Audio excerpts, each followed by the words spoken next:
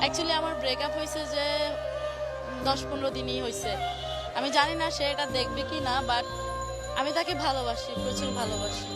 আসলে ভালোবাসাটা হচ্ছে এমন একটা জিনিস, এটা হচ্ছে ভাগ্যের উপরে ডিপেন্ড করে। আমাদের কাছে মানে আমি আমার ক্ষেত্রে যদি বলি, আল্লাহর রহমতে আমার কাছে সব আছে। শুধুমাত্র যেটা নাই সেটা হচ্ছে একজন পুরুষ মানুষের ভালোবাসা। ভালোবাসা দিবস অ্যাকচুয়ালি আমার জন্য না।